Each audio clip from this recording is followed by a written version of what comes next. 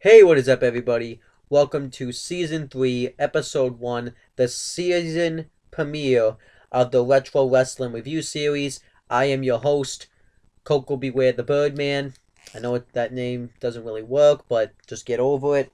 Um, and yeah, I just finished Season 2, so make sure you check that out.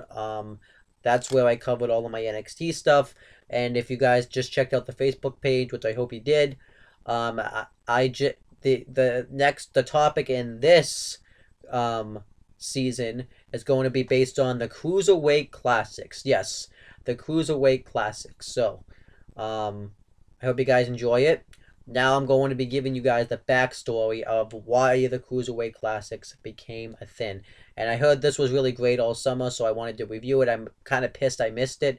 Um, I don't know. It was kind of at that period where I wasn't watching wrestling, so that's why I kind of missed this tournament. And I heard it was great, so I want to see it. I already know T.J. Perkins wins. Let's just don't comment down and saying that. I already know he wins. So it's obvious that he wins because I was just watching Raw and I was talking about him. So don't hate on me for that. But so now that we've gotten that out of the way, now I'm just gonna have fun, watch the Cruiserweight Classics. So yeah.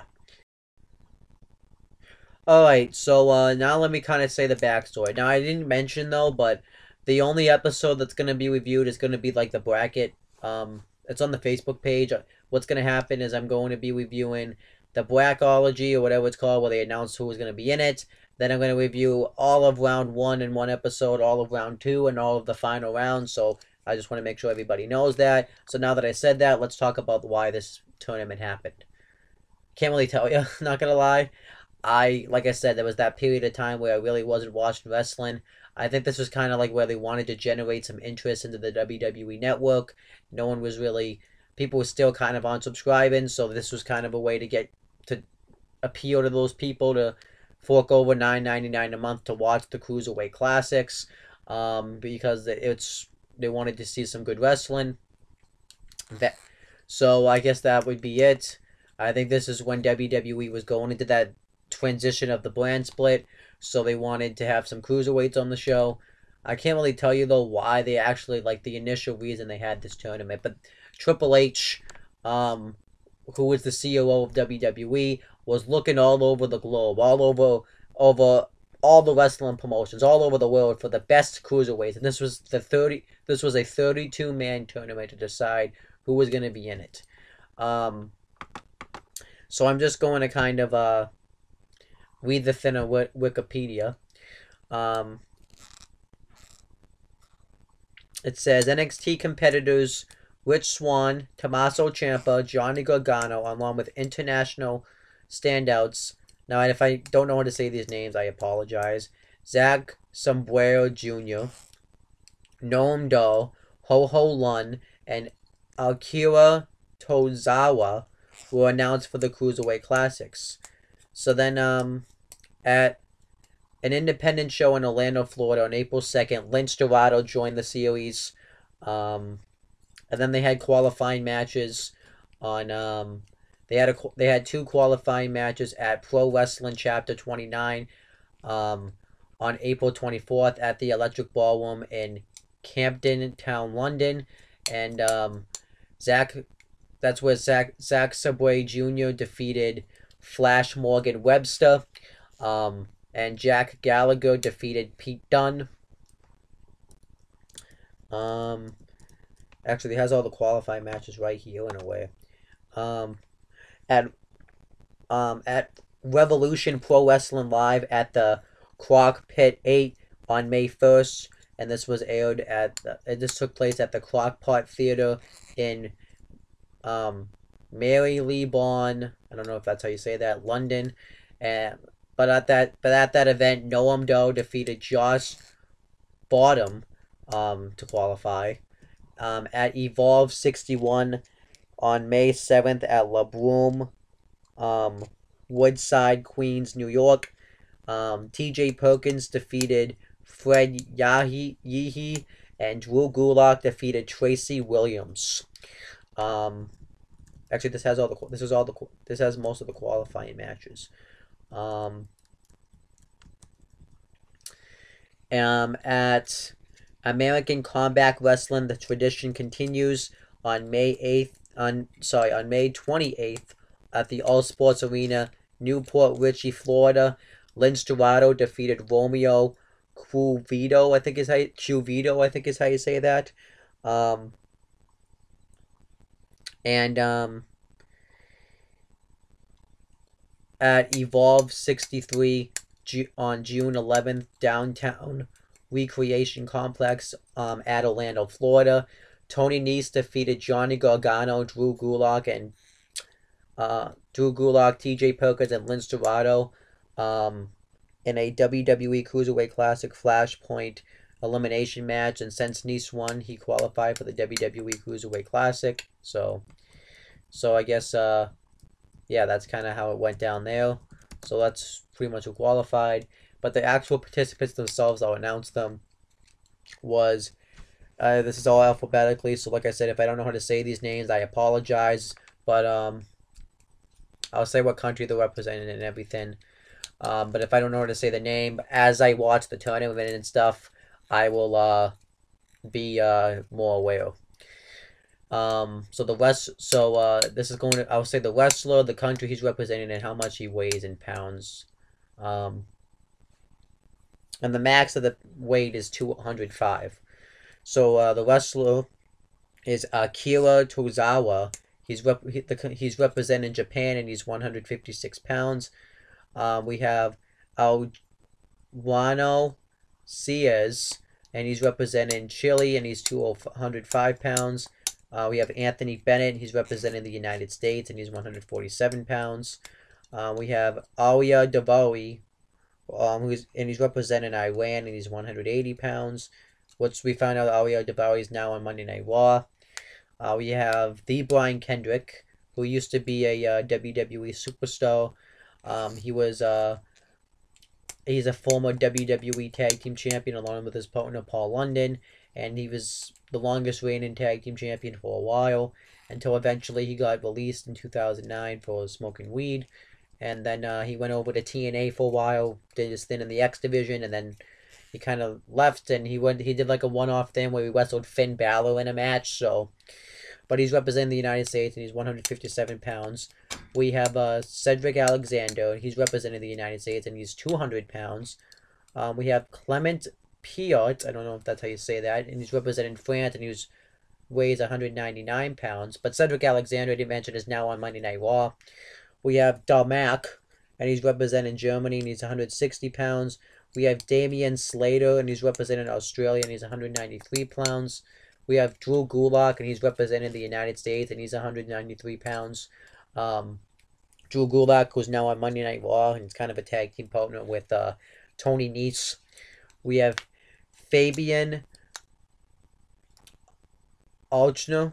I don't know if that's how you say that, and he's representing Italy, and he's 203 pounds. We have Grand Metalik, and he's representing Mexico, and he's 175 pounds. Grand Metalik, we've seen once on Monday Night Raw, but we really haven't seen much of him. We have Gurv Shira, and he's representing India, and he's 159 pounds. We have Harv Shira, he's representing the same country, India, and he's 144 pounds. We have Ho Ho Lun, and he's representing Hong Kong, and he's 155 pounds. We have Jack Gallagher, and he's representing England, and he's 167 pounds. We have Jason Lee, and he's representing Hong Kong, he's 154 pounds. We have Johnny Gargano, who's also in NXT with his tag team partner Tommaso Ciampa. He's representing the United States, and he's 170 pounds. We have Kenneth Johnson, and he's representing the United States, and he's 156 pounds. I think he wrestled a match in NXT before. And we have someone that's very well known. We have Kota Ibushi, who everybody knows, at least that name, if you're like a hardcore wrestling fan. And he's representing Japan, and he weighs 189 pounds. We have Lince Dorado, who used to work for TNA, and he's representing Puerto Rico, and he's 168 pounds. We have Mustafa Ali, which reminds me of Muhammad Ali, which is kind of weird. And he's representing Pakistan, and he weighs 182 pounds. We have Noam Dar, who's now on Monday Night Raw, and he's representing Scotland, and Israel, it says.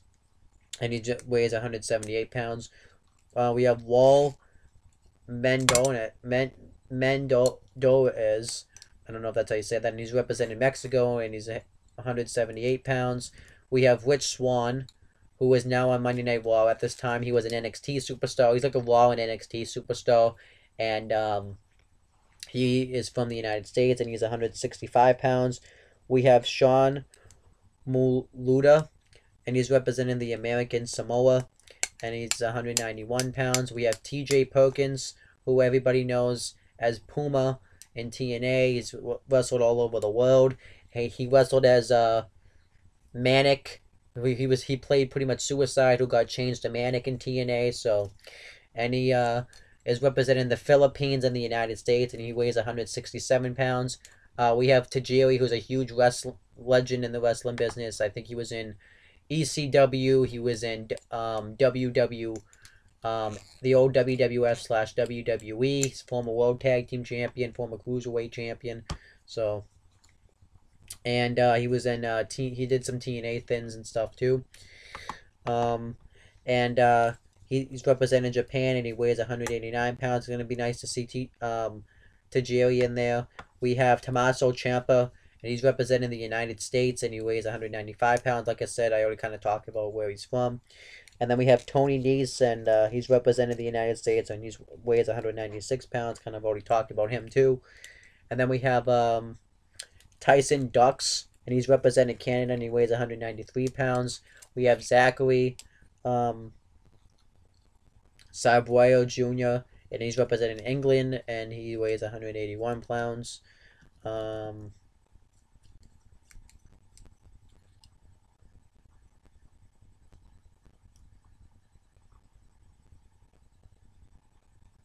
So then it says we have alternates. In the event an official participant suffered an injury or did not make the strict 205 pounds weight limit, they would be replaced by one of the following participants. So they had a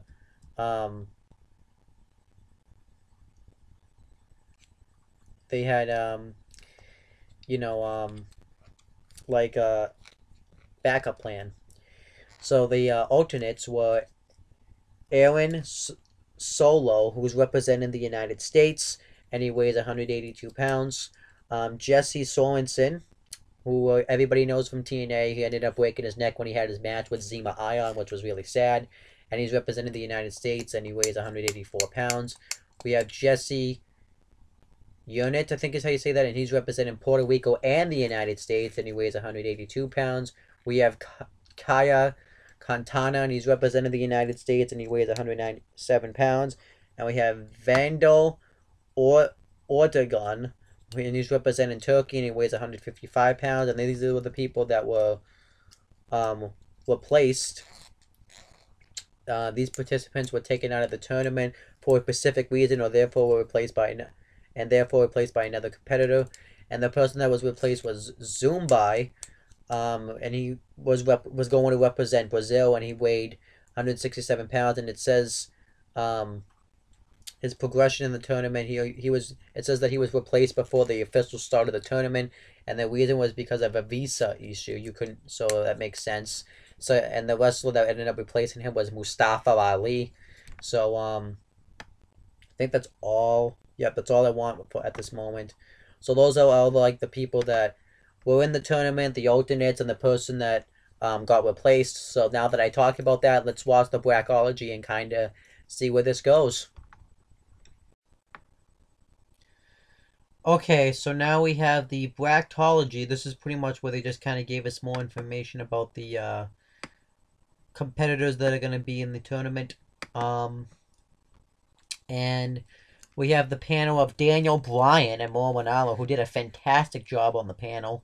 And they're going to be the commentary team, which I can't wait to see them on commentary together. I think they're going to be great. Especially, too, because you have Daniel Bryan, who knows most of these wrestlers. You have Mauro Ranallo, who's just a great commentator in general. And it shows you like a little intro video package of Triple H talking to all the superstars. And he says to make, he tells them that, that you guys were chosen because you're the best competitors in the world, and we're going to find out who's the best cruiserweight in the world yet, so take your opportunity. And it shows a video package of Zack Sabre Jr. And they did this like to kind of give you like an introduction of who these guys are. We find out that this guy is from England. He grew up watching wrestling. He loved watching the cruiserweights in WCW. And he's wrestled all over the world pretty much. And he talks about how he has like a good submission type based wrestling style. So he says that he could be a favorite to win the cruiserweight classics. And then Canyon Ceman gets interviewed, and he talks about how how they had to make some tough choices. They had to go all around the world, and they wanted to have like to pick the best cruiserweight. They wanted to have it be like an international thing. They didn't want it just to be people from the United States. And he talks about like how it wasn't an easy process, and now people are getting opportunities. So it was pretty good. And then we had Jack Gallagher. I know that's not how you say his name. I just don't think remember how to say it.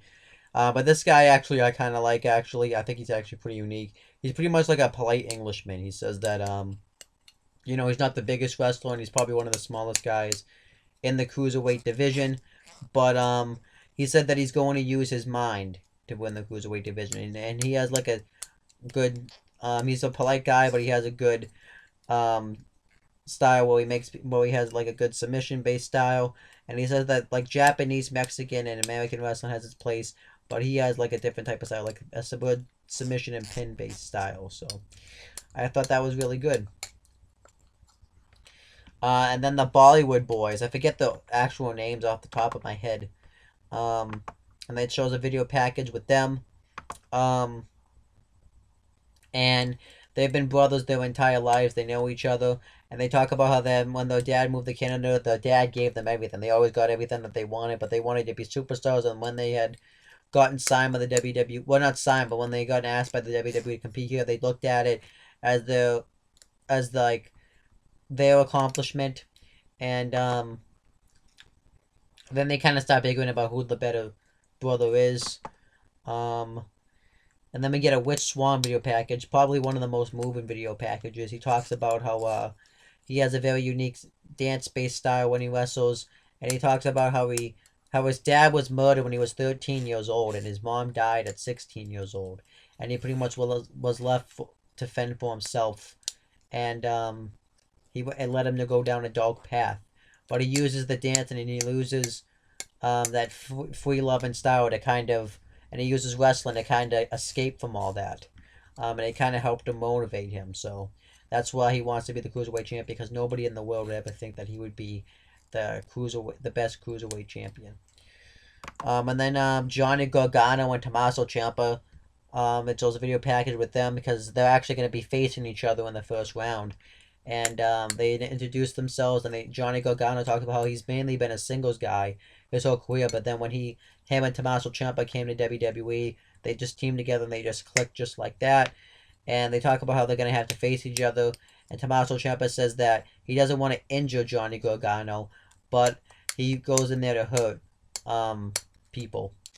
And as much as he didn't want to injure them, he also doesn't want to lose the tournament. And Johnny Gargano pretty much says the same thing.